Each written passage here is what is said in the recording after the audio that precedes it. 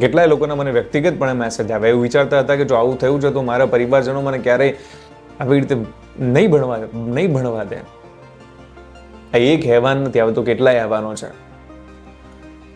Sorry to say, like હું તમને થોડોક રૂઢિવાદી લાગી શકું છું, પણ આ બધી વસ્તુઓ જે થઈ રહી છે એની પાછળ ઇન્સ્ટાગ્રામ, ફેસબુક આના બધા ઉપર ચાલતી અશ્લીલતા પણ જેટલી જ જવાબદાર છે.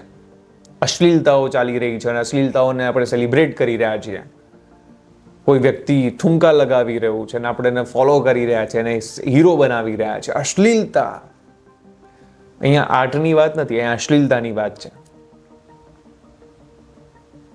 જે મહિલા ડોક્ટર સાથે બળાત્કાર ગુજારવામાં આવ્યો, એમની હત્યા થઈ, એમને પોર્ન જોઈને દારૂ પીતા પીતા એમની હત્યા થઈ હતી, એમનો બળાત્કાર ગુજારાયો હતો. એટલે તમારી સામે જેટલા પણ આવા અશ્લીલતા ફેલાવતા વિડીયોઝ વગેરે આવે છે એને પણ રિપોર્ટ કરવાનું શરૂ કરો, એમનો વિરોધ કરવાનું શરૂ કરો, કારણ કે અશ્લીલતાની કોઈ જગ્યા ન હોવી જોઈએ આ દેશમાં. અશ્લીલતા બહુ જ ખરાબ છે. તમને એવું લાગે છે કે વ્યૂઝ મળે છે, પણ એ કેટલાય હેવાનોને પેદા કરી રહ્યું છે કે જે જોઈને જે હેવાનો પેદા થઈ રહ્યા છે એ વાટ જોઈ રહ્યા છે કોઈને પીંખવાની. અને જો આ નહીં રોકાય તો યાદ રાખજો કે આ હેવાનો તમારી આજુબાજુમાં જ છે.